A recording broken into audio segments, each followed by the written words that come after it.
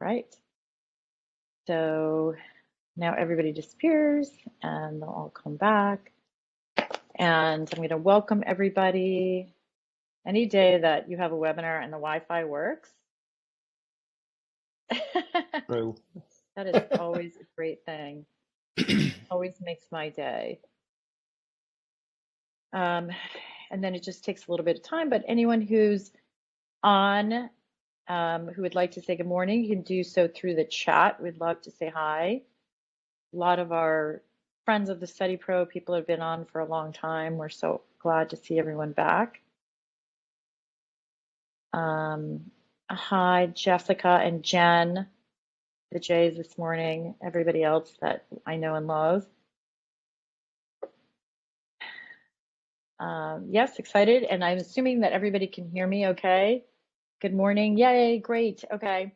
It's 8:59. Hi, Kelly. Hi, Jen. Hi, Maureen. Hi, Meg. It's 8:59 and we are going to, oh, hi, Jessica. We are going to go ahead and start right at 9 because we have so much to cover and I'm so excited about today. I could hardly sleep last night, because the Commanders won. So if you're a Commanders fan, that's great. If you're calling in from someplace else like overseas, that's our football team here in Washington. Previously the Redskins and now the Commanders. And so I was telling Brendan earlier that I stayed up a little bit too late with our family chat as it was such a good game. But anyway, we're very, very excited about today. And Brendan, at some point, hopefully you'll share about your upcoming ventures as we're having a chance to talk. But sure. So I know you were saying that it's getting to be fall or winter where you are. It's rainy and kind of sad here today. So it made me actually glad that we were doing a webinar and not our former in-person events, because that would have really hurt attendance. But yeah, we had rainy and sad a few days ago, and a year ago, I'm part of this event in Massachusetts called CalmerCon. I'm on the board of directors for it. It's a sensory sensitive comic book and pop culture convention. So it's like for folks with autism and ADHD and that kind of stuff who have sensory needs and can't handle a bigger one. And we sort of had our bounce back from COVID was last year, and it rained so hard that like nobody came. We had I don't know, maybe 100 people, and it was the roads were flooded. Like the pond where we do it at a private school, the pond was overflowing into the driveway. Oh, no. Like it was bananas amounts of rain. So I get you on rain affecting attendance. Yes, well, we have very sad amounts of rain here, but well, I'm sorry to hear that because I'm sure that there's a lot of effort put into that. This But it year was is better. 9:01. Oh, good. Okay. I'm glad to hear that. It is 9:01, and Brendan, I will more formally introduce you here in a few minutes, but I just wanted to welcome everybody that's here. Good morning to everyone who is here, and feel free to say hi in the chat to everyone. I know people are coming in. I am Debbie Rosen, and I am the founder and co-owner of the StudyPro. We have Lindsay Toms actually in the other conference room, who is the other owner of the StudyPro. And we would love to welcome you to the 2024-25 Best of Experts series. We're really focused this year on getting experts in our field. We've, I think, done a great job of that so far, but we are even more excited about this year. And we have just a huge lineup of speakers that you will, if you're on this, then you will definitely be getting invitations to all of those. If you do not know who we are, welcome here for the first time. Hi, Chris, Carrie, who of course knows who we are, but we are an executive function and study skills center. And we do all of the things that you see here with helping kids with things that could be easy or should be potentially easy, but that are hard and have everything to do with getting through school. And so we all as parents know about that. And we have a number of services. I'm sitting here in our homework center, but we help kids in a lot of ways. Just some of the courses to help kids with executive function study skills that are just going into more demanding curriculums and more demanding grades. We know that things change a lot as you move to middle school and high school. And then, of course, we do individualized coaching across some subjects like writing and math, but also, of course, executive function. And then help kids that just haven't fully developed their executive functions with a very executive function supportive environment in our homework center. So those are some of the things that we do. We also have a lot of free events, and I'll start with a couple of the free events. The next event that we have next year is with, next month is October 24th, and we're very excited to have the author of a book on teaching kids who learn differently, and so we'll send information about that. We also have free growth mindset workshops that are on the 24th, for fourth and fifth graders. This particular one is growth mindset for writing. So if you have a fourth and fifth grader, be on the lookout for that email. I think that's actually going out this week. And that's on October 19th. And our growing, there's growing popularity in our professional development, which we do to actually help teachers gain a lot more insight into behaviors and into strategies to help what they may believe as behaviors that are things like resistance or kids not being motivated, a lot of what we're going to be talking about today. And so our professional development run by Lindsay is monthly. And if you're interested in that, just send an email to info@thestudypro.com. So I just kind of rushed through that because of my pure excitement to get to you, Brendan. So I want to introduce Brendan Mahan, who is someone who's very near and dear to the StudyPro. He may not have known even how near and dear he was until I started gushing over him in emails and invitations to come speak. But let me give you a second, just look at the slide and share just 2 minutes on Brendan in terms of he is certainly an internationally acclaimed speaker in the area of ADHD and executive function. He's a consultant. With permission, my son wanted me to scream to the rooftops and share that he actually works with Brendan. And that's like a whole nother funny story, which I can happily share another time. But it's just been an incredible partnership. And I am one of the devotees of his ADHD Essential podcast, and I definitely invite all of you guys to listen to that. But how we first heard of you, Brendan, of course, was through Jessica McCabe's How to ADHD podcast. If you're interested in the topic of ADHD, it's another amazing podcast. She just wrote a book, How to ADHD, and she interviewed you on this topic of the wall of awful. And it was just mind-blowing, and it helped me to understand why things that should be easy are hard, and that they don't just affect people with executive function challenges or that have any kind of name, letters after their name, like ADHD or diagnosis. It's really something that affects all of us and that impacts all of us, and that we can learn a lot more about ourselves and how we can make things easier that we even have barriers to. So with that, I'm going to stop sharing my slides and allow you to do all the talking. For those who didn't see, the presentation is until 10 o'clock. We will take some pertinent questions along the way if you want to put them in the chat, but we really are leaving from 10 to 10:15, and maybe even we have a few minutes longer to answer any other questions. But I just wanted to give you the warmest StudyPro welcome. We are so excited that you're here, Brendan. And I'm going to put myself on mute and turn it over to you. Yeah. So like Debbie said, my name is Brendan Mahan. I'm the host of the ADHD Essentials podcast, posting a little intermittently still. It's getting better, hopefully in the not too distant future. And yeah, I'm forever grateful to Jessica for that video. And since then, she's become a good friend of mine, actually. And I look forward to seeing her at the conference because that's when we get to hang out most reliably. So today we're going to talk about my wall of awful model, which is my model of the emotional impact of repeated failure that comes with ADHD and executive function challenges and just being a human in a lot of ways. I'll share some screens and do stuff a little more formally in a moment.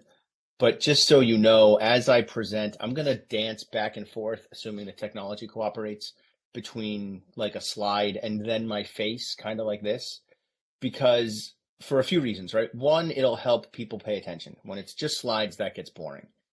And I don't want it to get boring. And two, if I feel like what I'm talking about is more emotionally charged, I would rather be looking at a face than at a slide if stuff is making me have some feels. So I'll sort of switch over to me when that happens, just so people know why I'm doing that. It's not because there's like glitches and things happening. It's just me being a middle school teacher, which is what I used to do, and trying to do that virtually.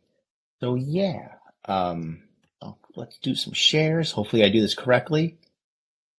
Share slides, then I get to pick mine. And we're off to the races. So I'm the host of the ADHD Essentials podcast, coming up on 300 episodes. It's mostly aimed at parents. That might change kind of as I'm sort of drifting away from strictly parents. I was previously connected with a group called the ADHD Rewired Podcast Network. I am no longer associated with that group, so I can kind of I have a little more flexibility with what I talk about as a result. A few basic assumptions as we move forward. First off, my assumptions are that everyone has good intentions, wants to do well, and meet expectations.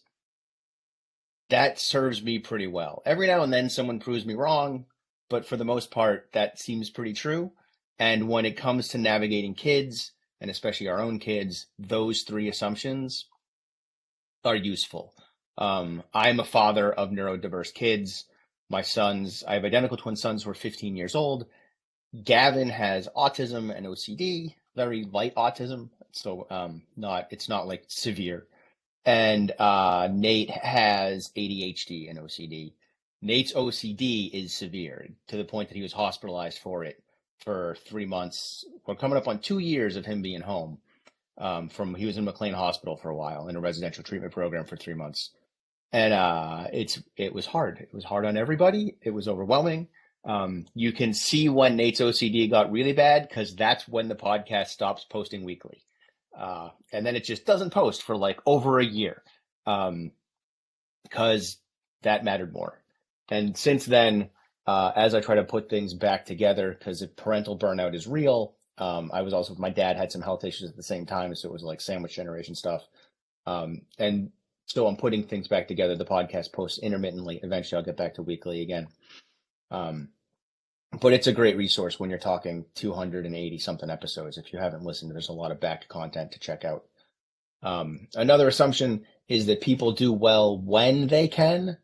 So if we're not meeting expectations, we're probably lacking skills, resources, or both. So if your kid is not meeting the expectations that you want them to be meeting, start wondering about what skills might be missing, what resources might be missing. And certainly the StudyPro, like that's why you're here, right? They're here as a resource to help teach your kids skills and to help you teach you skills as well, which is phenomenal. That's why this is such a great program.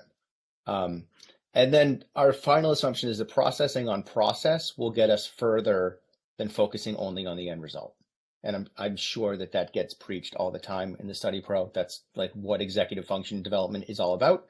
But we can still fall into that trap sometimes, right? Of like, how come the essay's not done? Why didn't you get an A? That kind of stuff.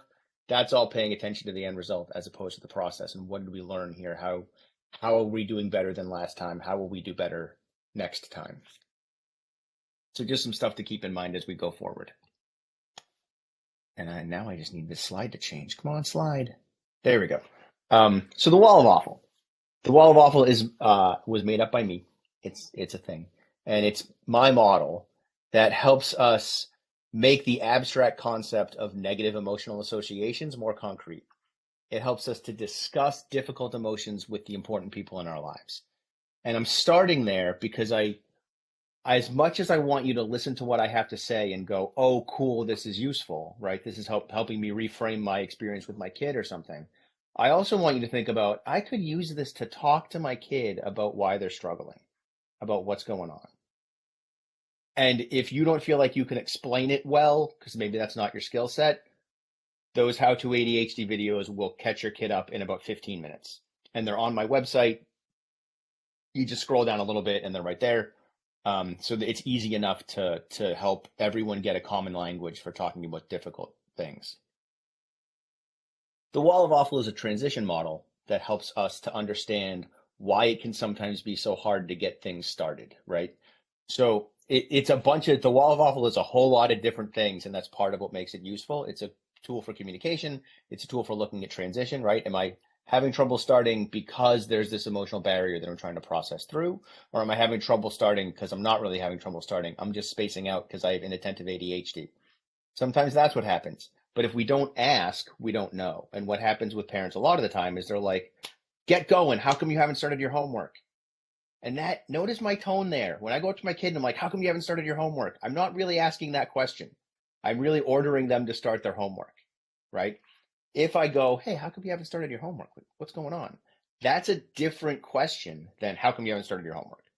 So again, how come you haven't started the homework is the end result. My end result is you doing your homework. There might be some steps in between them starting and where they are now. And that those steps are made up by the wall of awful.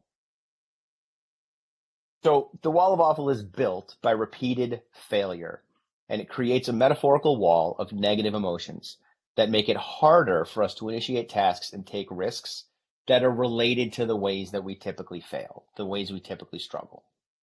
So if we, oh no, I don't know how to stop the share. Nope, that's not a plan. All right, I guess we're staying in slides for a little bit. No, on the right, Um, if you go to the right, under the bottom right-hand part of the slide should say stop share. I uh, can't do it for you. Like yeah, I don't, if you put your cursor over the bottom, over the Roll it over. bottom. where you like see the arrows that say to the right or the left, over the Oh, bottom okay. slide. Ah, I got you. Cool beans. So yeah, and All right. the moment is past, but there'll be another moment. It's cool. Now I know how to do it. Yay. So when it comes to building a wall, right here, we'll put this image in our head. And then I'll stop my share. So when we're building a wall, this is how it goes. Every time we fail, we get a brick in our wall, right? So I have messed up on my homework. I get a little failure brick in my wall that drops down. I also get a disappointment brick because I've disappointed myself. And along with me, I've disappointed other people. So I get a disappointment brick for everyone whose opinion of me matters as it relates to this failure. So if I've messed up on my math homework, I didn't do it, right? I get a brick for me. I get a brick for mom, dad, my math teacher. If this is a homework assignment that's somehow connected to other kids, like where it's a group thing or something, my classmates, my friends. So I get these disappointment bricks for the people in my life whose opinion matters as it relates to this struggle or failure. I also get a rejection brick for all those people because when I disappoint someone, I assume that I'm going to be rejected. Here's the thing. We can keep some of those bricks from firming up and getting being like permanent sort of by getting ahead of it, right? So if I go to class and I walk into class and I'm like, do, and then the teacher's like, hey, take out your homework. And I'm like, oh, I didn't do my homework. Oh no, I totally forgot about it. And the teacher's like, Brendan, don't worry about it. You haven't missed a homework assignment like all year. This isn't a big deal. I'm like, oh, okay, cool. That brick didn't really stick, right? Because I was comforted and reassured quickly enough. And neither does the disappointment brick so both of those are gone. On the other hand, if I go into school knowing that I didn't do my math homework last night, that stuff is firmed up. Like those are there, right? And we can work to kind of loosen them and say, hey, it's not a big deal. You haven't missed a homework assignment in all year. This is fine. But my past trauma, for real, like small t trauma, but still trauma, my past trauma of never getting my homework done when I was younger is making that brick want to stay, right? Because I still think I'm a screw up and a failure because I haven't been able to get my homework done for all of these years. And now I'm a sophomore in high school and I missed one assignment in like November and it's not a big deal. But to me, it's a big deal because the echoes of all those past ones are there because the bricks just keep piling up. Does that all make sense? Like this is the emotional load of this concept. And that's why I was not using slides. We get other bricks as well, and some of them are actually blocks. So guilt would be a brick. Shame is a block. The difference between those two things is guilt is I feel like I made a mistake. Shame is I feel like I am the mistake.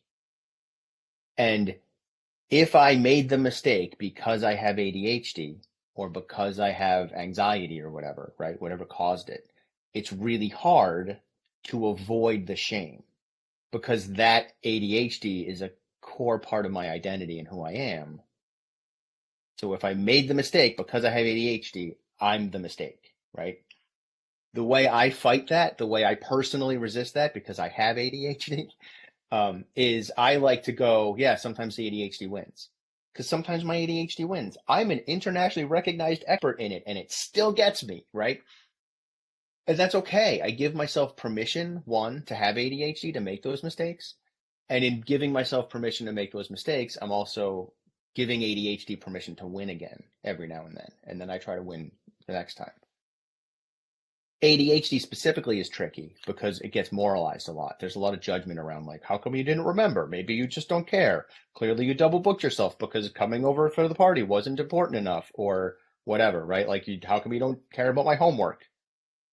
That's not how it works. If I didn't make those mistakes, I wouldn't have ADHD. And the thing I like to use a lot for this is my asthma, right? I sometimes do a workshop and I'll fake an asthma attack or have one, and then I apologize for being too lazy and unmotivated to breathe, which is ridiculous, right? Like, no one thinks I'm being too lazy and unmotivated to breathe, but I get too lazy and unmotivated to pay the bills, walk the dog, do my homework. That happens all the time for folks with ADHD, and it's the same thing. It's not about being lazy and unmotivated. It's about my brain works different, and that's just all there is to it, right? So those are some ways to kind of reduce the impact of the guilt and shame and keep some blocks and bricks out of our wall of awful. I hope that was clear. So again, we get rejection bricks, we get disappointment bricks, failure bricks. If we experience enough rejection, we start to feel lonely, right? Guilt becomes shame.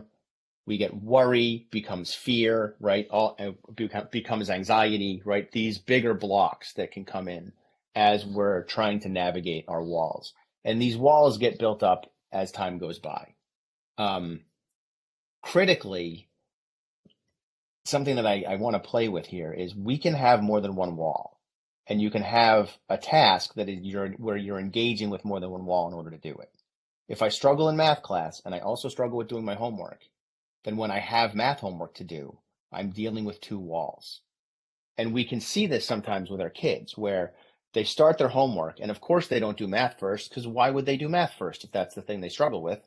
They're going to start with social studies or English or something and do that. And we're like, oh, it took them like 15, 20 minutes to get started, but now they're rolling and everything's fine and Yahoo. And as parents, we kind of like step back and we let out a sigh of relief and all that stuff. And then 45 minutes later, we see that they're struggling again. And but they're already doing their homework. How come they're struggling again? It's because there's a different wall of awful now. Now they're dealing with the math wall of awful. I even had a kid, I worked with a kid when I did home visits, who had a wall of awful for getting anything done when his little brother was around. So if his little brother, we work in sort of a dining room area off the kitchen. If his little brother wandered into the kitchen or got closer than that to us, he was done. He shut right down, and then we had to start the process over again to get working on homework because that's how disruptive his relationship with his little brother was. It took me a little while to figure that out. I knew his little brother was distracting him, but I didn't know it was like his brother is always making everything so much harder for him to do stuff and all that. Once we had that conversation, I was like, oh, it's a wall of awful. And sometimes it's multiple walls of awful hitting us all at the same time, and that just means it's harder to do. This model ideally gives us a vision of the struggle that comes before the work and gives us permission to have that struggle before we do the work so that we're not fighting against the struggle and making the struggle worse. It's okay to have to do a little bit of emotional labor prior to starting. So what does that struggle look like? How do we sort of navigate those challenges? There's 5 ways people try to get past the wall. One is we stare at it. A second one is trying to go around it. Those 2 don't work, right? If I'm staring at it, I'm not actually engaging with the task. I'm just like, man, that's a really big wall. This is overwhelming. I'm stuck. If I try to go around it, I'm not going to. It's a metaphor and it's infinitely wide. There's no scenario where you're going around this. I know because I made it up, right? Like you're just going to get distracted and end up doing something else. And then this middle one is one that works, but isn't necessarily healthy. It doesn't always work as well as we would like it to because it can damage relationships. And that's smashing our way through the wall. That's when we use anger or anxiety or frustration to get some strong, powerful, forward, active motion emotions to try to get through this wall of other emotions that are more stagnant. But it's not always great. Sometimes, typically when we're smashing inwardly or outwardly. If I'm smashing inwardly, the kid's hood goes up. Why do I suck? What's wrong with me? Why can't I just do this? I'm the worst. That kind of stuff, that negative self-talk. And the negative self-talk is happening in an effort to sort of get the anxiety going to then push through the wall, right? The other thing we see is when mom asks you to do the homework and then you snap at her, right? They're like, fine, I'll do my math. Shut up. That stuff, right? Same idea, right? Now we're smashing outwardly. We're smashing towards mom. We're smashing towards the teacher, whoever's asking us to do this task. And what's happening there is we're damaging relationships. We're either damaging the relationship with ourselves or we're damaging the relationship with the person making the request. Not so great. Those three are fight, flight, and freeze. They're our stress response as a human, right? It's how we typically respond. Fight is smash, flight is go around, freeze is stare at it. The two that work and are healthy are down here in the bottom left. We can climb it, right? So climbing it is about processing those emotions. It's coming to terms with those emotions. It's accepting those emotions. And we're going to play more with that moving forward. And putting a door in it is about changing our emotional state. How do we pivot to a new emotional state? And again, we'll play with that too. Putting a door in it is a lot like smashing. It's just not as destructive, right? Smashing is I'm changing my emotional state to one of anger or frustration or anxiety to get through the wall. This is finding a healthier emotional state to use. Actually, let me back up for a second. Here's something tricky for the outside observer, right? To the outside observer, climbing the wall can look a lot like staring at the wall. Because if my kid is sitting there at the kitchen table and they don't look like they're doing anything, they might be staring, they might be overwhelmed and shut down. They might also be going, oh, I really don't want to do this. I hate math so much, or I hate writing an essay so much, or whatever it is. But I know I have to, and I guess I'll do it. And like kind of dealing with it, processing it. One way to tell if they're climbing or staring is if there's any kind of forward movement, they're climbing. And that doesn't mean that if there's a lack of forward movement, they're not climbing, that they're staring at it necessarily. They might still be climbing. But if your kid is taking like 20 minutes to get their stuff out of their backpack, they're still moving in the direction of homework. And you might still need to help them speed up a little bit, but we don't want to just demand that they get to the other side of the wall right now. Because if we do that, they're gonna smash. That I'm sure you've all seen that, where you're like, you go over to the bag and pull the iPad out or whatever and stick it on the table and get the highlighters and stuff.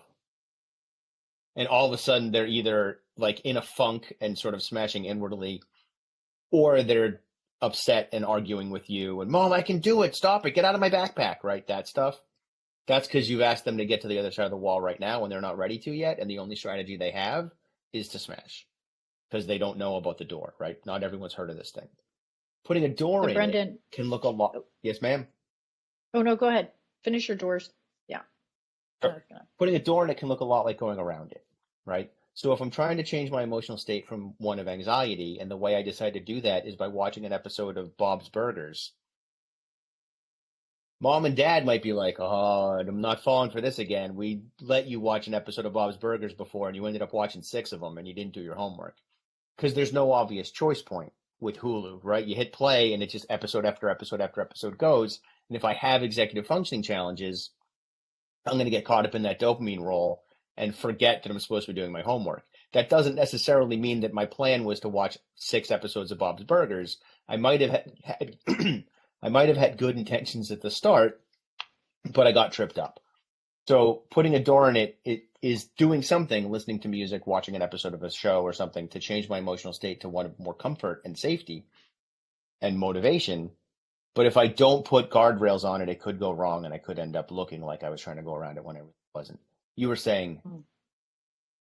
No, I was going to say that one of the things, oh, we keep the image up for a minute. One of the things yeah, that um, I resonate with so much, and when we first heard this, that it was kind of like this, oh my gosh moment. It's just, we ask ourselves, we hear all the time here are so many things you're saying, right? That, it has to be a big fight. Why does it have to be such a big fight to get them started? Or why do they mhm, seem like they're doing okay? And then they have three more questions to answer, but then it seems like them takes them 2 hours to get those answered, because that whole second wall of awful was something that you just said that I hadn't thought about it.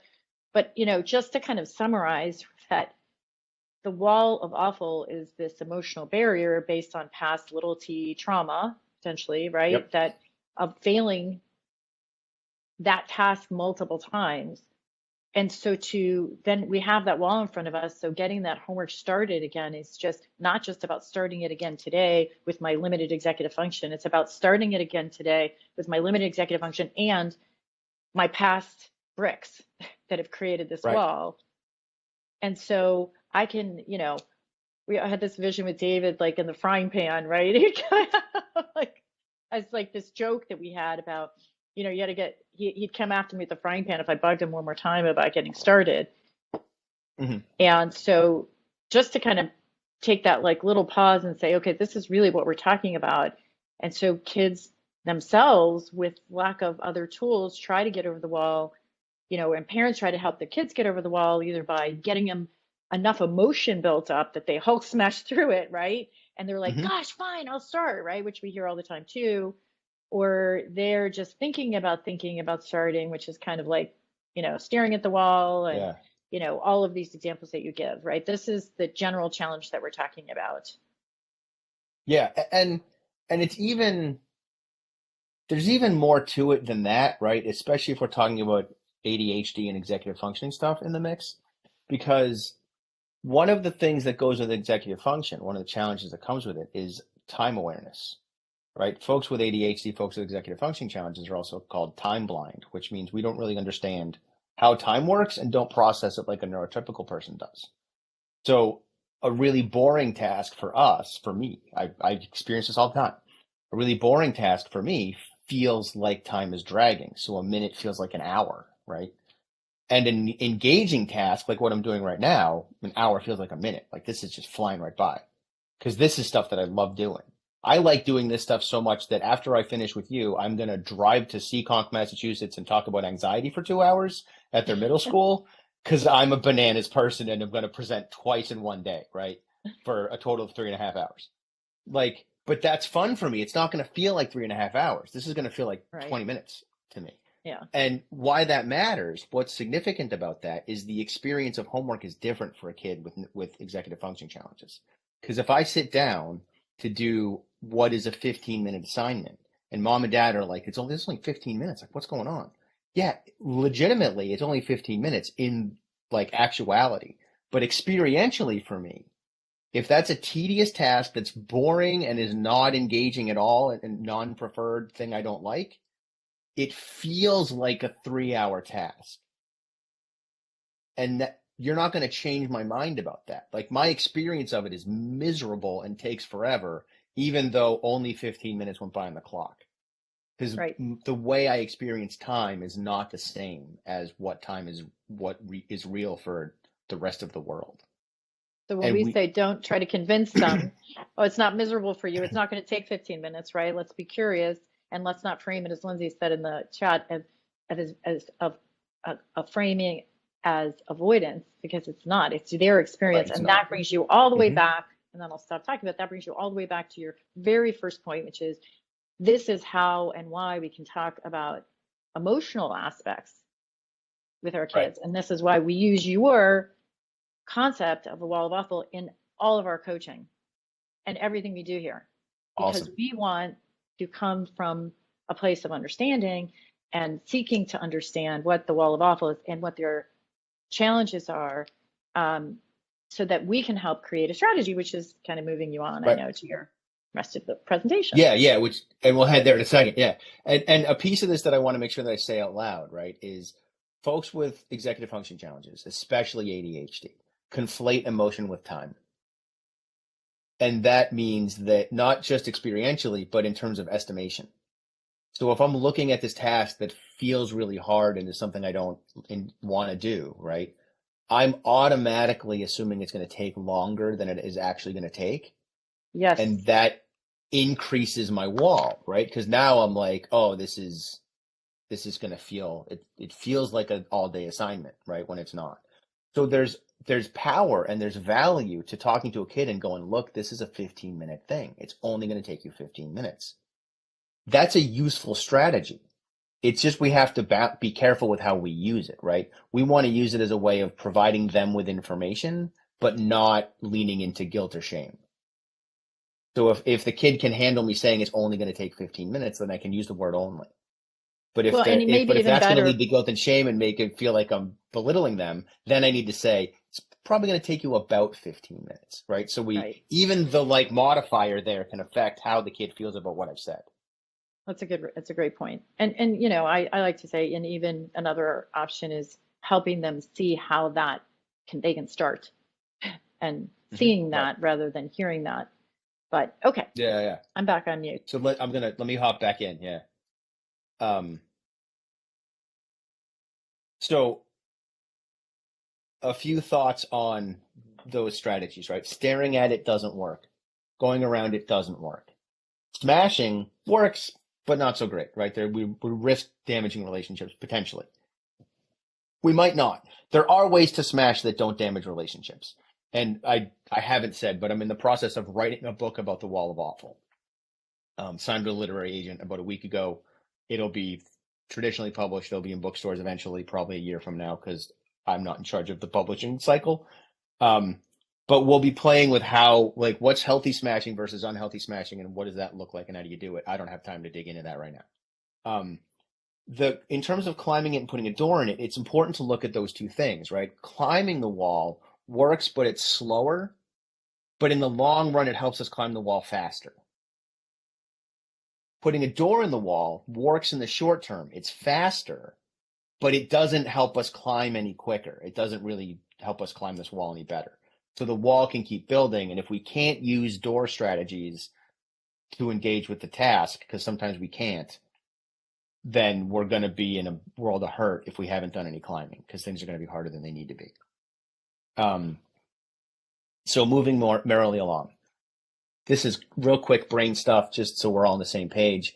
The amygdala is the part of the brain is making sure that we are safe. It's where emotional processing is happening, and that emotional processing is heavily, am I safe, am I not safe? When we're hitting a wall of awful, the amygdala is trying to take over. Or maybe it is taking over, depending on how significant the wall is and sort of where I am in the moment.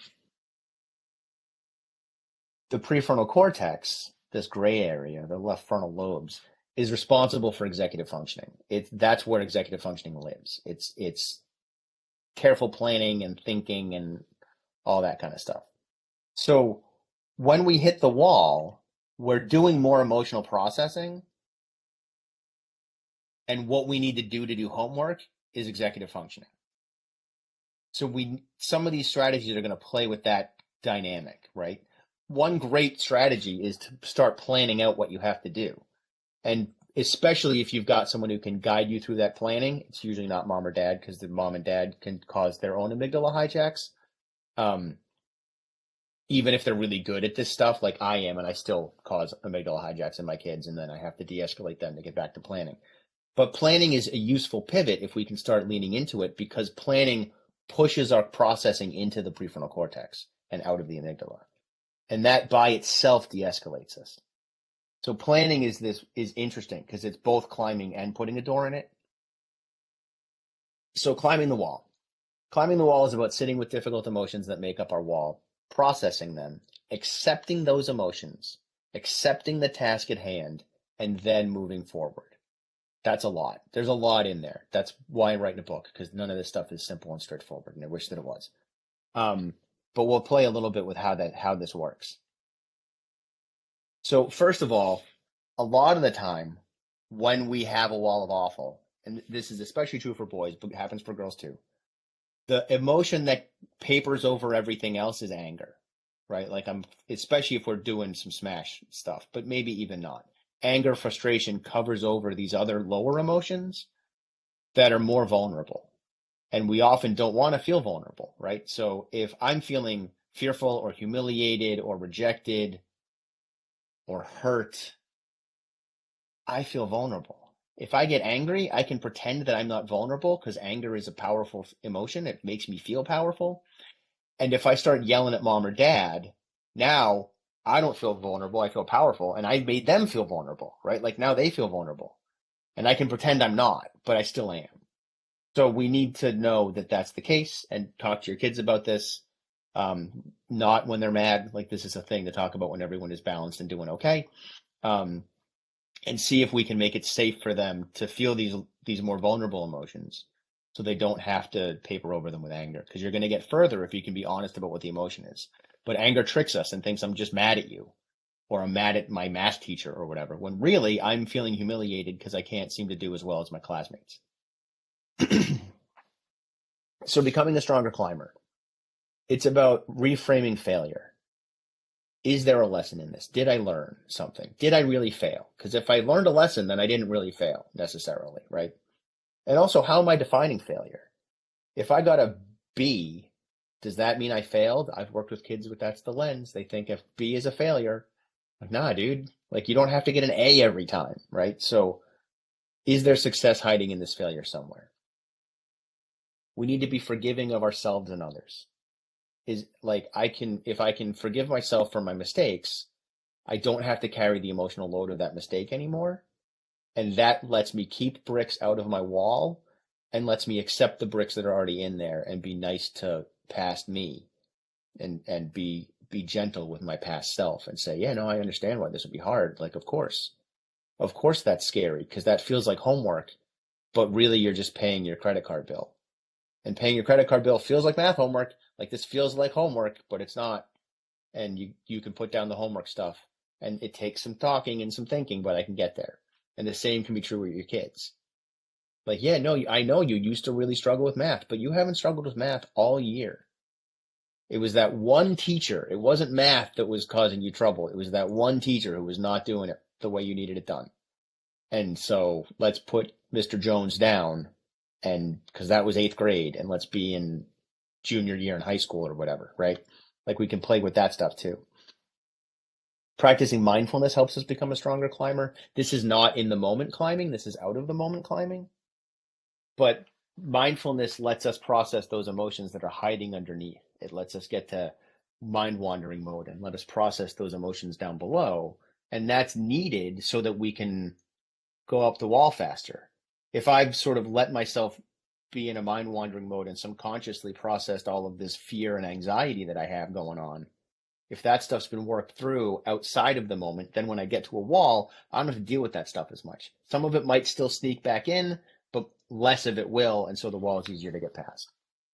And if we can learn to be uncomfortable and sit with it and do stuff anyway, then that's useful too. Because the wall of awful is uncomfortable.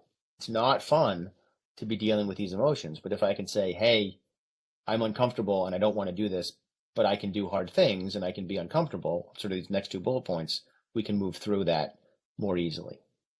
And again, none of this stuff is easy. There's a lot of really complex therapeutic ideas hiding inside of this stuff. But if we can start to wonder about it, and there's YouTube videos about all these things and stuff, and it's workable. And the book is coming.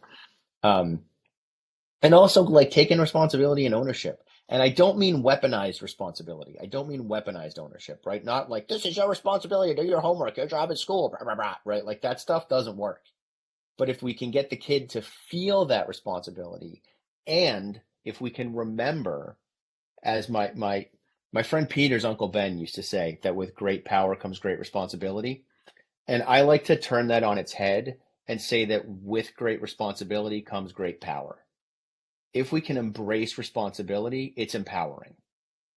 If we can really embrace it. If we're resentful of that responsibility and we don't want to do it, it's disempowering. But if we can embrace it and take ownership of it, now it's empowering because now I'm doing the thing and feeling good about it and getting whatever benefit comes from having done that thing. Probably schoolwork is not the place to start with that. It's probably like chores and things at home where they're going to see the result of their actions sooner and mom and dad can be grateful for what they did, and they can feel that connection more directly, and then move that over to school later. Because school is too abstract for it to feel meaningful. But raking leaves, shoveling the lawn, like cleaning up the kitchen, that stuff feels legitimate in a way that math homework doesn't necessarily. And then also we want our kids to be leaders of themselves, right? A lot of us as parents like overparent and get too involved and stay on top of our kids too much, and it can be challenging. We got to let them be the leader of themselves, and if they mess up and fail, that's okay. We can help them clean up the mess, but they're gonna be okay. And perhaps the most important concept with regard to that particular piece of letting go of our kids and letting them fail is to remember, and a lot of us forget this, and I do too sometimes, our kid's story is not our story. And we often try to make our kid's story into our story. And so somehow them getting a D in math means that we're a bad parent. And that's not what that means. It just means they got a D in math. So if we can put their story down and let it be their story and let us have a different story, then we can be supporting characters in their story, because we totally are. But sometimes we try to be the main character in our kid's story, and that doesn't make sense because they're the main character. So that's a way to help them become leaders of themselves and help us let go of trying to be in charge and control. And then we also want to get to know and accept our walls and help them get to know and accept their walls, which does mean we have to know theirs too. But the more we can get to know and accept the walls, the easier they are to manage. That last one's going to come up a lot. It comes 3 times. So putting handholds in the wall. This is making the wall easier, making the climb easier, right? We can get stronger in climbing. We can also make the climb easier. So one thing is to help our kids develop time wisdom. We already touched on this a little bit. If they can figure out that those vocabulary flashcards that they have to make every single week, that process takes about 10 to 15 minutes, if that's just how long that takes, it can become easier to do. Because even though it feels like 2 hours, if they can go, no, I know this is only 15 minutes and I know I can do it. And I remember that if being a stronger climber means sitting with the uncomfortableness, and making it easier is recognizing this is only 15 minutes, now all of a sudden I'm going and doing, and it becomes more doable. If we can set clearer and more attainable and probably fewer goals, we will become a better climber, right? If we know what the goal is, what the objective is, we can define done, which is the next slide, then, or the next bullet point, then we can get there easier because we know what done looks like. And also, sometimes we're doing too many things. If I were to give you 5 soccer balls and act on one side of a soccer field and say, hey, can you go kick me a goal? If you kick each soccer ball once, you're not kicking a goal. You got to kick one soccer ball, maybe 3 times before it finally gets into the net. And then go back and maybe you can get lucky with that second soccer ball. But if you kick each ball once, you're not getting a goal.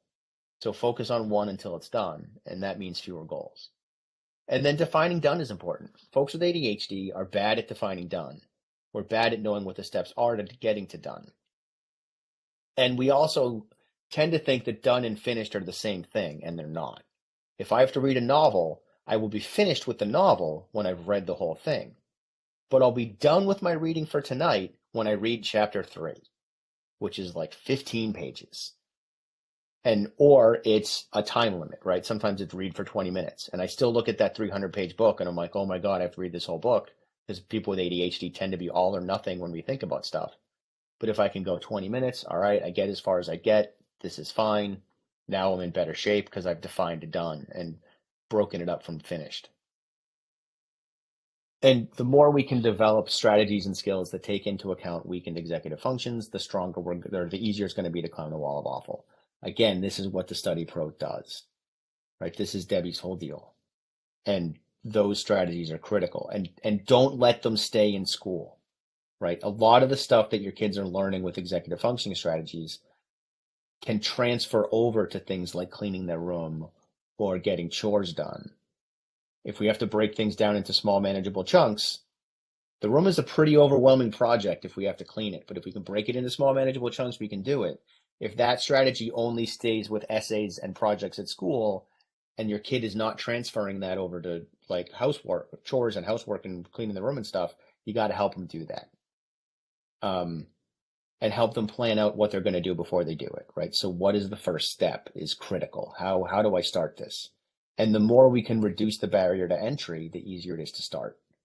So knowing what the first small step is will help me get to where I need to be. And then at the end of it, like reflect on how things went and why they went the way they went and talk about it and kind of figure that stuff out. Because that's where the skills hide. And the lagging skills hide. If we can figure that out, we can get further. We know where to support our kids. And also it's critical to take time to transition. Let's figure out how long, what does this look like? If I can't start my homework, it's okay to need time to do that. Or if I'm going into a social event and I'm overwhelmed by it, it's okay to need some time to transition into a social event too. It's like going into the ocean. If the ocean's really cold and you're going in and then you run out and then you go in and then you run out, it's just always going to be cold. But if you go in, eventually you'll be like, all right, I can handle low temperature now. I've adapted to it and you're okay. And again, get to know and accept your walls. So putting a door on the wall, that's about changing your emotional state so you can move past the wall in a healthy way. Here's a bunch of strategies that are mostly straightforward. First, if we want to put a door on our wall, we got to satisfy our biological needs. If your kid has to pee or they're hungry, homework is going to be harder to do. They might not know they have to pee. They might not know that they're hungry because some folks with ADHD and executive functioning challenges, we don't always have the best interoception. So you got to check that out. If we can change our perspective or our frame, this is planning, right? If it's just overwhelming, I don't want to do it. But if I can think about how to do it, my frame changes, it gets easier. Or if I think about who can help me, it gets easier. Music can change our emotional state. That's its whole job. The job of music is to communicate emotions to us. So let your kid listen to music. Pictures of loved ones and happy times can help us feel balanced and anchored. There's been studies about kids with pictures of their family on their, like, back when we had 3-ring binders, but pictures on the binder, that helped those kids. Those kids tend to do better in school and have less anxiety because those pictures were anchoring for them. The same is true with comforting items, right? If your kid has like a weighted blanket or something that they throw in their lap while they do homework, let them, even if they're 15. If they've had this thing since they were 10 or 8, you're like, but that's when you were little. They're allowed to still be little when they're doing homework. It's not the end of the world.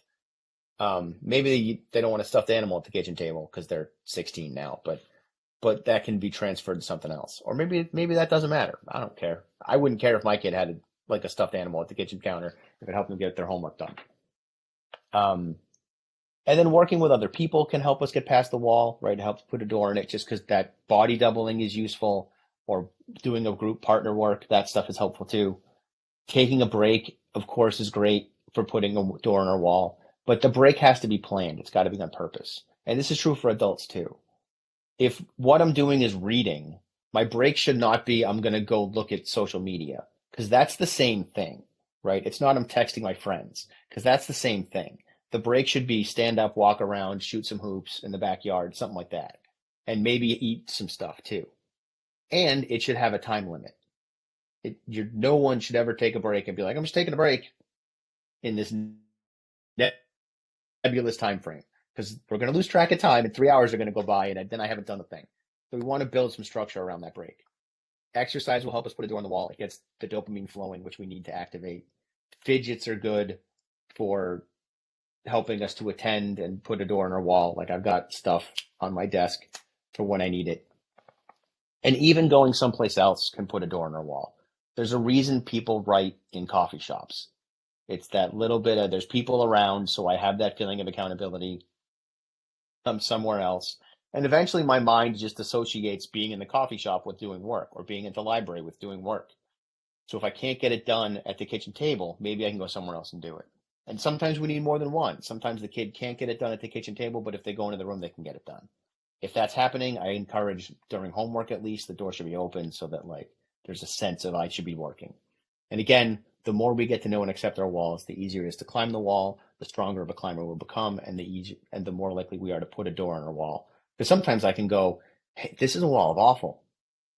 And all of a sudden it's a lot easier to climb when I get further faster. A word of caution about this. The wall of awful is a trauma model.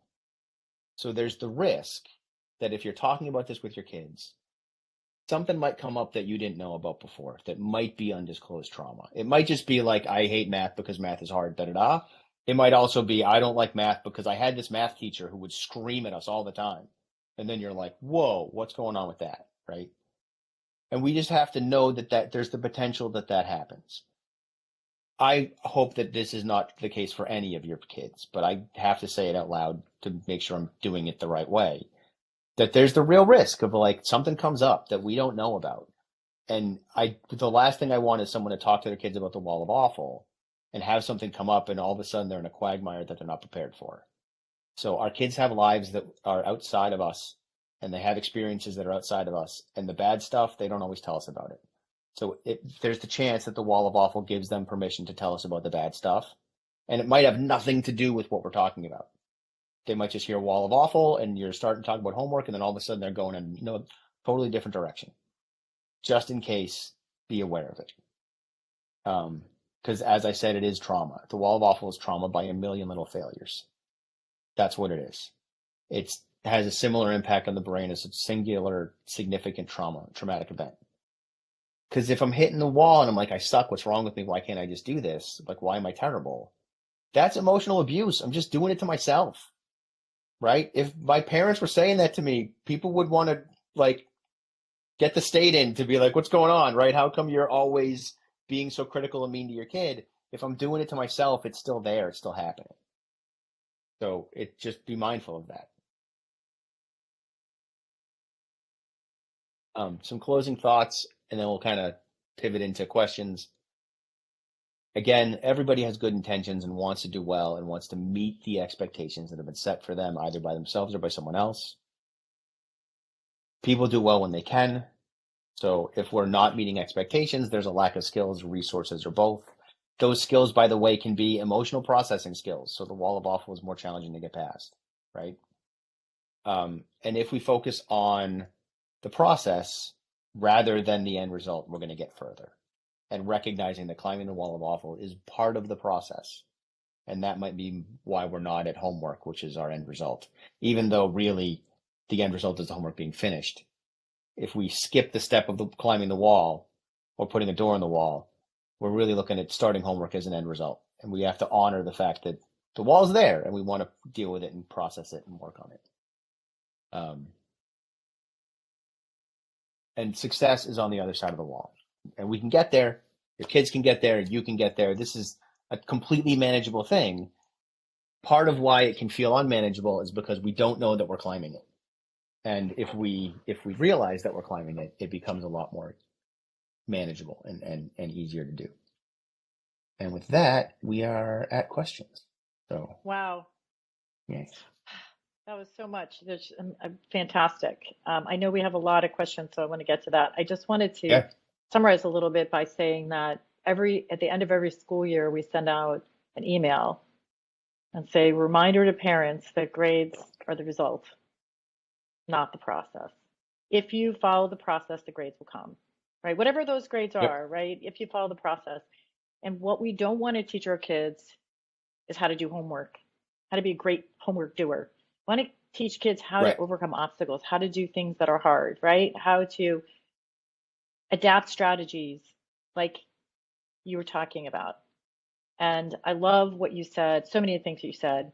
One of the questions, which of course we talk a lot here about reflection, and you talked about reflection, and that's where the hidden skills are. And there was a Mm-hmm. question, what does that really mean? So I'd love to hear you expand on that, to Yeah, help people see sure. that maybe haven't you, or maybe even use some, provide some examples of Oh, absolutely. Yeah. what reflection would look like.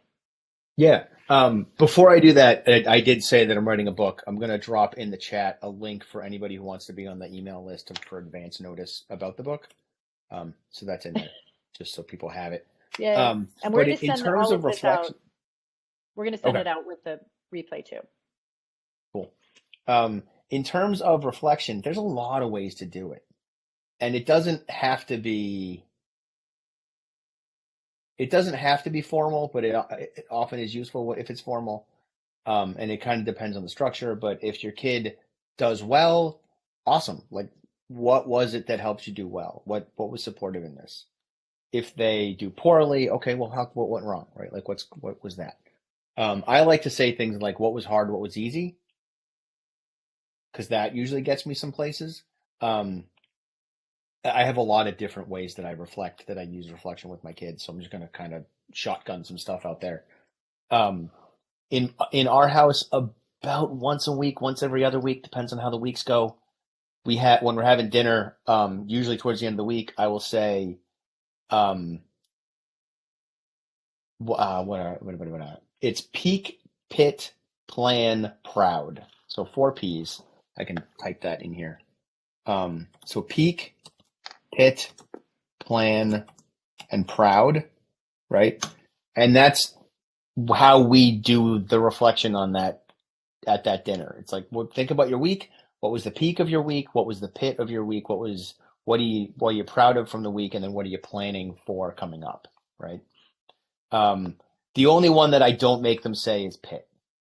Because like if genuinely the week was great and there was no pit, we don't need to force negativity, right? But if they're like bummed out all week and they're like there was no pit, then I'm like, I think there was. Like you kind of been bummed all week. Something's up. I don't know what it is. Then I might push for pit a little bit more. But if they've been having a great week all week and I can tell and they're like, I don't think there was a pit, then I'm like, all right, cool. So yeah, it's just what was good, what was bad, what's coming up, and then what are you proud of? And sometimes it's the same thing. I've had times when I'm like, my pit was this thing went wrong. My proud is that I got past that thing that went wrong, and my peak is what happened because I got through that thing that went wrong, right? Like sometimes they merge together. Um, but that's a tool that I use. Every now and then I throw in push, which is like, what'd you push through? What was kind of like effortful, because that's an important thing to think about too. Um, I also do a thing. This is not exactly reflection. It kind of is reflection. I'll also do it. Have you guys heard of a pre-mortem? Does that come up? Yeah. So a post-mortem is like we did a project and we talk about what worked and what didn't work, right? A Mm. pre-mortem is we have a project to do. We pretend into the future that it went horribly wrong and we figure out why, right? Right. And we want those reasons to be serious. It's not like, well, it could go wrong because a meteor can strike the earth. Like I let kids do that, especially middle school and below a little bit. But eventually I try to steer them towards, but realistically, what could go wrong, right?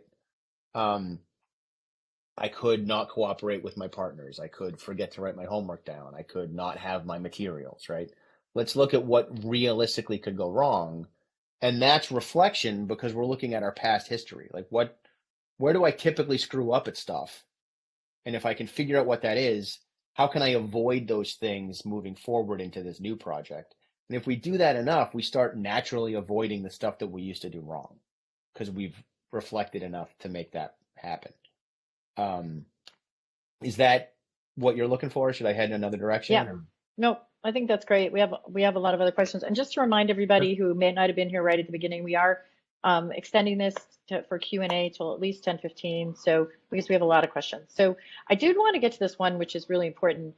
There was a question that is it true that ADHD, so you're saying ADHD is caused by trauma, which I know you're not saying, but I wanted to No, make I'm sure not that I saying that. want to clarify this. No, he's not saying that, but I'll let you talk about that. I always stood it as something that was born of because of chemical imbalance. So I just want to make sure that's taken off the Yeah. table before we finish. Yeah. Let me clear that up. And also not clear that up all at the same time. The answer is no. ADHD is not caused by trauma. No. Full stop. Full stop. It's got to do with brain development and and Yeah. neurotransmitters and that kind of stuff. But this is where I make things cloudy. ADHD and trauma go hand in hand. So if I have ADHD, I am more likely to experience big T and small t trauma. And trauma affects the brain and makes executive functions more difficult because if I experience enough trauma, my amygdala becomes hyperresponsive. And now I'm processing in the amygdala instead of the prefrontal cortex. So I'm not developing those executive functioning skills and I'm undermining them because of Yeah. my anxiety and because of my trauma.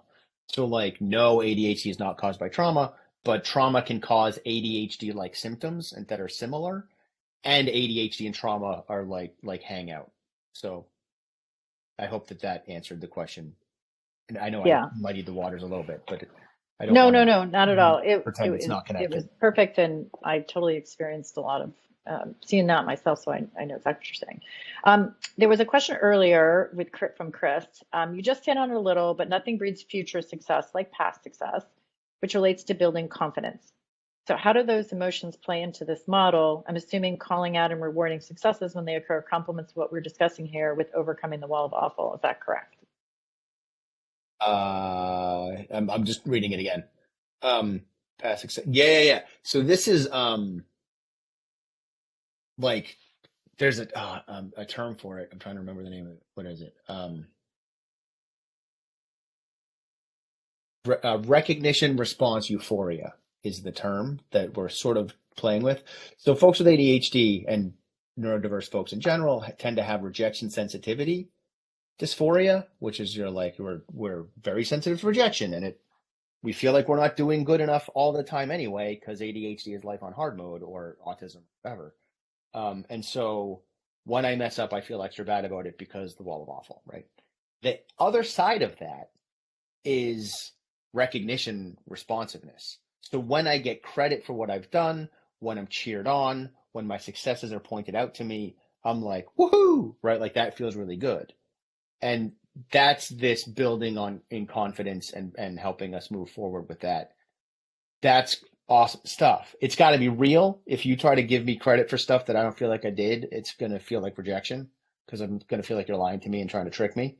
But if it's real and I see it and you make me, and you not make me, but like help me embrace those successes and really lean into them, now I'm starting to build confidence. Now I'm starting to build real self-esteem. Self-esteem is not built on, hey, kid, you're great. It's built on you did this thing and that is what makes you great, right? Like, so Right. when we're complimenting our kids, we want to use specific examples. We don't want to just say, you're such a good kid or so kind or whatever. We want to say, you're kind and a good kid because you did. And it doesn't have to be big things. It can be something you Nope. did a little better than last time, right?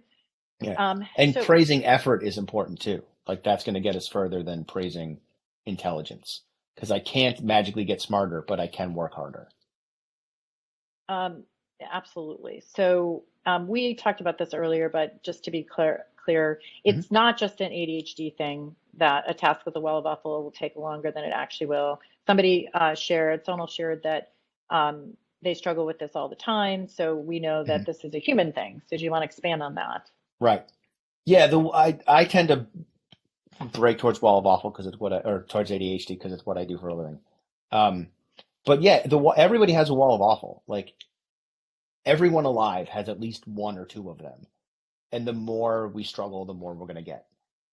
So it's not just purely an ADHD thing. It's we all have stuff that we struggle with. We all have things that we fail at. We all have things that could have gone better, and so we end up developing walls of awful for it. One of the examples I used to use early on with this that I've kind of moved away from, but I'll use it now, is because we can all kind of remember back to it if nothing else. When you go to ask somebody out on a date, right? You're getting echoes of everybody else that you've ever asked out on a date in that moment. And unless you're polyamorous, odds are all of those things went wrong because if Mm. they didn't, you wouldn't be asking this person out on a date, right?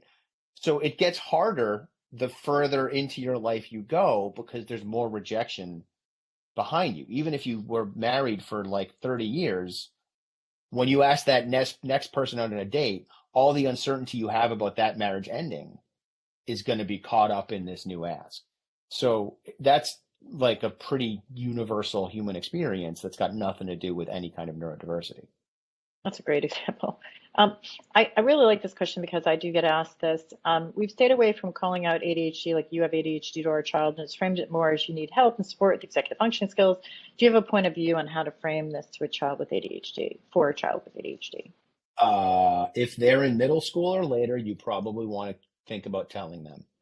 And the further past sixth grade they are, the more you probably want to tell them. Every year after that, you probably want to tell them because they're getting older and they know what's up, right? They're going to figure it out, especially with social media. They're going to watch stuff and be like, oh, that resonates.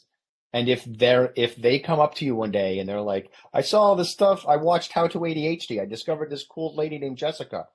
and I think I might have ADHD. And you're like, oh, yeah, you do. How are they going to feel about that? Well, why didn't you tell me? Why is this a big secret? Now, oh, well, if I have ADHD and you haven't been telling me, this must be something I should be ashamed of. And that's not great. That's going to carry over later, right? So once we get to middle school, think about telling them. Like your mileage may vary based on your kid. Like some sixth graders can handle hearing it, some sixth graders can't. Like they're not going to understand what it means. But at some point, they should be involved with their IEP process or their 504 process. When I taught high school, I was a special education teacher in high school. And I was a substitute that I took over for a lady who had retired in the middle of the year. And I grabbed all my reports, all my kids, and I sat down with them and showed them their IEPs. Those kids had never seen their IEPs before. I was stunned. There are a handful that had, but most of them hadn't. I was like, this is you. This is you and the stuff you should be expecting from your teachers. And you're old enough to know what that is and be advocating for yourself. But if you don't know what those accommodations are and what those supports are, you can't advocate for yourself. So certainly by high school, you should have had this conversation. Middle school, again, your mileage may vary, but that's when to start thinking about it. And you mentioned what not to do sticks with kids or people. But what about the concept of carrots and rewards to get over the wall? And then there was a second part of that question, but I'll just let you answer that first. Or just carrots and rewards. Yeah. How do you feel about that? They're fine. I tend to be like you should do the thing because you should do the thing, right? And that works for my kids, but I've also been their dad their whole life. So like that's part of why it works for my kids is because that's my philosophy. Some kids, they need the reward. They need that like, well, if you do your homework, you can get an extra 10 minutes on the iPad or whatever. Like some kids, that's what needs to happen.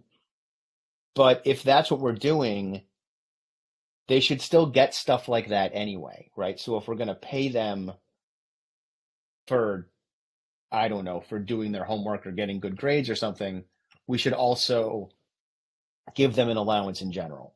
If we're going to like give them extra iPad time give them iPad time because they read for 20 minutes, they should just have iPad time anyway. And there should be boundaries set around when they can and can't use their iPads or their phones or whatever. But once we start making a relationship with our kid transactional, that can sometimes, for some folks, that leads to challenging places in the relationship, but not everybody. But it's just important to recognize that that's a potential thing.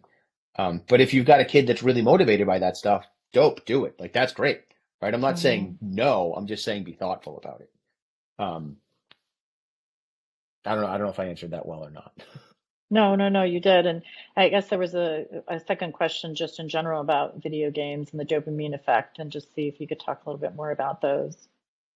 Yeah, set healthy boundaries. Like we could do hours on video games.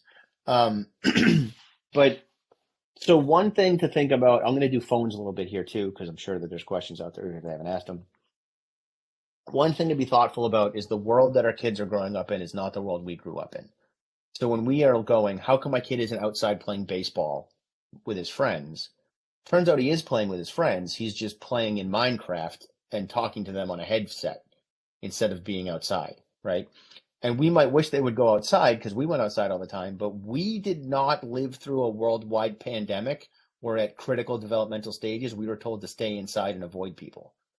And we don't know what that experience is like and how that's playing out for not just our kids, but all of their peers as well. Like that's playing a role in why our kids are not going out and wandering the streets. And they have technology that means they don't have to. They can connect over the internet. And instead of trying to find people and losing 20 minutes to that, they can just connect and be with their friends virtually. And the same is true for phones, right? We didn't have phones. Phones do more than entertain. They're also tools and help our kids stay connected to each other by way of texting and that kind of stuff. And that's valid. Do we want to get our kids in front of their friends and be in person with them? Yes, we do. But this other method of socializing is also valid. It's just not as good. So we want to try to steer to the other way. if the kid is playing video games by themselves, still, like, that's not the end of the world. There's some really high quality video games out there that are as good as reading a novel. It's just a different kind of media consumption and watching TV. But what does it look like? Are they playing video games at 3 o'clock in the morning? If that's what's happening, we need to set better boundaries. So a lot of this is like, how much time does my kid get on a screen during the week, and how much time do they get on the screen during the weekends? And what time does this have to end? And what other things are going to crowd it out? And what does that mean? Like, it's a lot of conversations around boundaries and navigating that stuff. In my house, screens are done at 7 o'clock. So we have a reminder that happens on Alexa that says, this is your reminder, put your phones away. We put our phones away. Then we end up watching a TV show because we're all pretty tapped by then. But sometimes we might play a board game or read together. There's times we're all sitting on the couch reading our own books. And that's part of that is the phones are gone. So they're not there to pull us out. And I follow that rule. My wife follows that rule. There's small exceptions. If someone's like, who is that actor guy? What's he from? Someone can pick up their phone and figure that out. We're not going to get that picky about it. But that's also teaching them to be able to put the phone back down, right? And then typically it's like you get about an hour, maybe two in the weekdays, and then they get a little more on the weekends because they're in high school now. But it used to be an hour during the weekdays and 2 hours on the weekends, and now it's a little bit looser. But that's because they followed the rules when they were younger, and we can trust them to make better decisions now.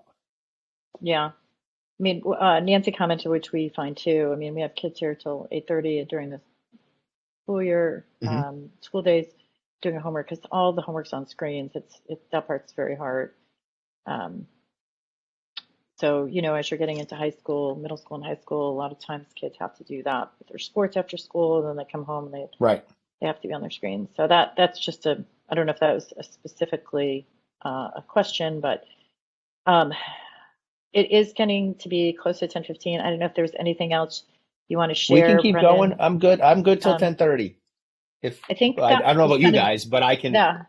Well, if anyone has any other questions while I'm saying a couple of things, please add them. But I think we kind of went through the questions. Just that, yes, we will email the recording, and there was a lot of best hour of my life comments, Brendan. So one of my good friends, Jen, who's on here, because I share all, was saying it's like one of the best that we've ever done. So we're so excited about it. And I will share at the very end that as I was just racking my brain with my son who processes in his amygdala, or was doing that at that time, and really struggling about how I can best help, is when I thought, God, if there was just a guy like Brendan to help.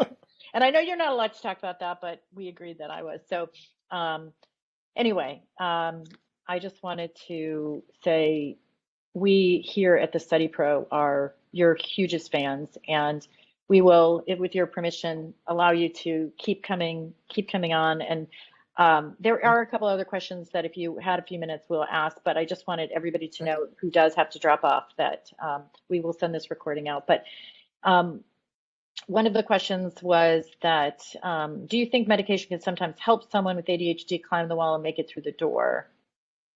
That's the job of medication. Yes. That's its whole deal. Yeah. I'm on Concerto right now. Well, and you did a podcast. I can't remember how recently. Yeah, with Carolyn Lynch Parcells recently. Yeah. I've done 2 episodes with her. They're not back to back about medication.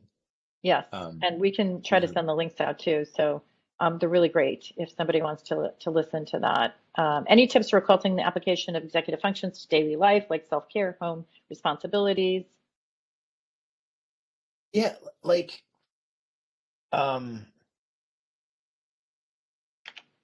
my first thing when it comes to executive function, right? Like if we're talking about executive function, it's because it's on the fritz, right? So when it comes to thinking about how to cultivate executive function, the first thing to do is to cultivate a you're gonna mess up and that's okay mindset, right? And there's lots of different ways to make that okay. It might just be about permission and acceptance. Like, I'm gonna mess up and I'm not gonna beat myself up about it and it'll be fine. Or it might be, I'm gonna control my environment so that I have fewer opportunities to mess up, right? Like if there's stuff I don't have to do, then I'm gonna, if I can I don't know, I'm really bad at keeping my house clean, but I have enough money to hire a house cleaner. Poof, now I'm not screwing that up as much because I offloaded it to somebody else, right? Like that could be a choice.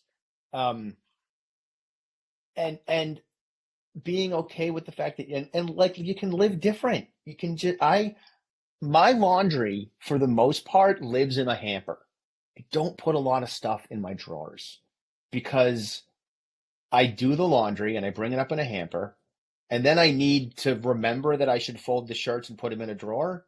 And I need the time and energy to fold the shirts and put them in a drawer. I need those three things to happen at the same time for those clothes to get put away. And I used to beat myself up about the fact that I wasn't doing it. And then one day I was just like, but nobody cares.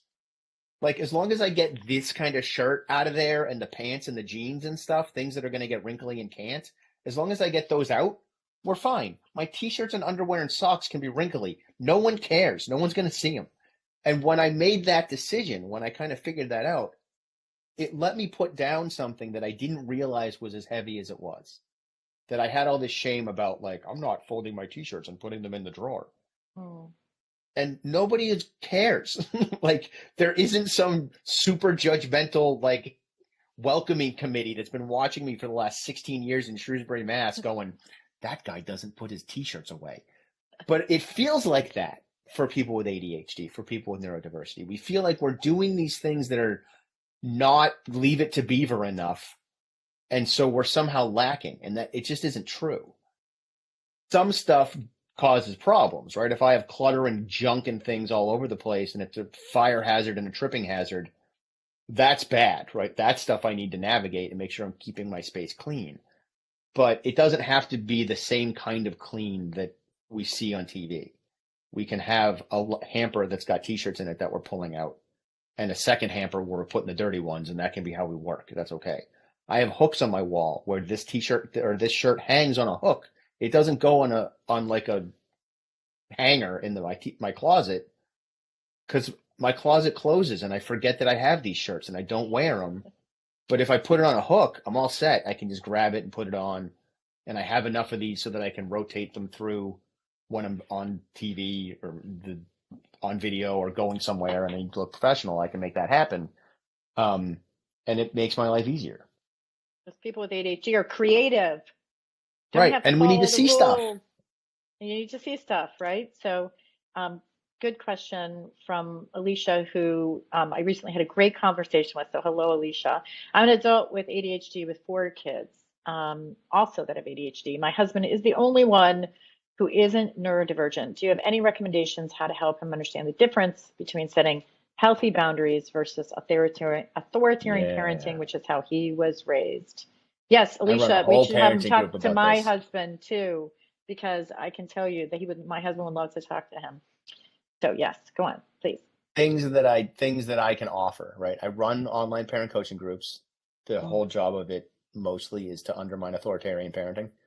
Um, what like week one is parenting as self-care, week two is parenting as leadership. And I draw a distinction between a boss and a leader because they're not the same thing, right? An authoritarian is a boss. A boss is trying to control. A leader is not trying to control. A leader is trying to influence, but they don't need to be in charge. They don't need control. They're like, yeah, you're gonna do the thing because that's the way to go, right? That's we're leading from a place of values, right? You're gonna do what I ask because what I'm asking you to do is in line with our values as a family, and so you're gonna do it because it's part of cooperation or teamwork or part of being a good person and helping other people or whatever, right? And if you're not going to do what I ask, we're going to have a conversation about that. And I may very well be like, yeah, that makes sense that you're not going to do what I asked. And I'm going to change. I'm going to change my expectations. I'm going to change my perspective. I'm going to change what I ask you to do and those sorts of things if necessary and appropriate, right? I don't have to be the boss. I have to be in charge. I have to lead. I have to like make my kids feel safe because I know what's going on and I'm on top of things. Like that's my job as a parent. But my job is not to control and make them scared because they can't meet my expectations. And that's a lot of what authoritarian parenting comes from is I have kids who are struggling. I don't know what that means. I don't know what to do with that. I get scared. And now I'm coming from my amygdala and I'm parenting from my amygdala, from a place of fear, from a place of anxiety. And that spreads fear and anxiety. And that makes it harder for my kids to do stuff. So they mess up more. So I get more anxious. And now we're off to the races, right? That cycle just perpetuates itself. So teaching parents how to meet their kids where they are. What are the things my kids can successfully do? What are the things my spouse can successfully do? And how do I meet them where they are, come to terms with the fact that it's not quite where I want them to be, get us all calm and balanced, and then start skilling them up so that they can get to where I need them to be, or skilling me up so that I can accept that things are going to be different than what I envisioned. Because that's a skill too, being able to sort of accommodate the needs of the people in my family. And Brendan, how did they find out about those parenting groups? We're sending your email out. Is that the best way to do it? Yeah, it's I've got stuff on my website there. I think it might be a little out of date. I thought I was going to run them, and then the ADHD conference is like a week early this year, and it's just throwing my whole schedule out of whack. Because I try to run the groups when I can go for 8 weeks solid in a row. I don't like to be like 8 weeks, and then I'm just going to be in Anaheim running a conference for a week, and we're not going to meet, and then we'll meet again. So they're not going to happen until January. But yeah, people can just send me an email or go to the ADHD Essentials website, which I'll drop that. Yeah, I think Lindsay just did that. Yeah. Okay. And I do. And we're going to send all this out. Yeah. Okay. All the links, all the resources, everything that was in the chat, we'll send to everybody. Yeah. And another thing, if January doesn't work, another thing that I do is I meet with families. Like I'll do a soup to nuts. This is what ADHD is and how it works. That like an hour or two. And I just say, bring everybody, bring all the stakeholders. I've had like 20 people on a Zoom where I'm just like aunts and uncles and grandparents and best friends and all kinds of stuff. Because they're all in these kids' lives and they need to know what's going on. And so I'll just spend an hour or two with this family and kind of walk them through stuff. And that a lot of the time I'm doing that mainly to get dad on board. It's often like, get dad on board. And I'm uniquely suited to do that because I'm a dude. Like there is that little bit of, probably true of me too. I don't love it, but men listen better to men. So yeah. Great. Well, I love hearing that because I'm always looking for resources because we have these conversations. And there was someone also who asked about the conference that you're going to. Is that for parents as well? Yes, I'm sure I can find that. And yes, Kelly, educate the entire family together so there's increased chance to support each other. Absolutely. Well, I mean, it's a lot of it while he's doing that. A lot of it is, as he was saying, as Brendan was saying, of course, based on this fear, what's going to happen to my child? We all love our child so much, our children so much that we come at it from different ways. And it's all about trying to bring together two people that love their kids to the end of the earth and just figuring out how to do it in a way where one might be coming from a different perspective, but it's all based on the same goals, right? Yeah. That's the ADHD conference. It's November 14th through 16th in Anaheim, California. It's one of the most soul affirming things for a person with ADHD that you can do. Like it's so great. It is a professional conference. So there's like, it's becoming more community based, but we're not quite there yet. There's like doctors and professionals doing presentations and workshops and that kind of stuff. And there's influencers wandering around making content and that kind of stuff too. But you go there and you get to have ADHD and you don't have to regulate and mask while you're there for the most part. Like you can't be flying off the handle, but you can we'll be having a conversation in a group and someone will come over and interrupt everybody and say whatever they want to say. And we're all just like, cool. Okay. And then we go back to wherever we were. 2 years ago in Texas, I started a story and then got interrupted and ended up with a bunch of different people. And 3 hours later, went back to where we were starting from with the same people and finished the story like it was nothing. And that's like one of my favorite ADHD stories is like, oh, yeah, it's a 3 hour interruption. And then we went back to finishing the story. because it's just the nature of it. So Well, that's yeah, and the OCD um, conference is great too. Yeah, yeah, the I'm OCD. hoping to present that at this year. All right. Well, I must be like you. I wish I could just follow you to your next conference and listen to you for 2 hours on anxiety. That would be fantastic. I would love that. And Heck, here's from all of us the perpetual invitation to come back whenever you want. yeah. This was fantastic. You know, we still have 78, almost 80 people on this presentation. So just can't thank you enough. Anyone who wants to share their thanks, please do in the chat. We really appreciate it. It was just fantastic. I agree with And Robbie. We just cannot wait for your book. Go on, please. yeah, just to because it's near and dear to my heart. Anna mentioned her daughter and OCD, the OCD conference. Um, Episode 250 of my podcast is me and my family sitting on the couch talking about our experience with OCD and how it affected us in an effort to Yeah, normalize that piece. So if that has meaning for anybody, um, that is a thing that exists.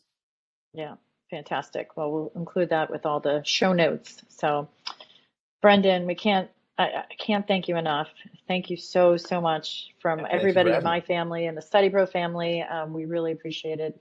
Have a safe drive, and we cannot wait to have you back again. And I will send all the information out to everybody who's on here. So take a look at that, including next month's webinar. Um, Yeah, all right. Thank you so much, Brendan. Have a yeah, it's good been an rest of your honor, day. and I'm happy to come back. Okay. Well, we'll talk to you All soon. right. Thank you, guys. Cool. Bye.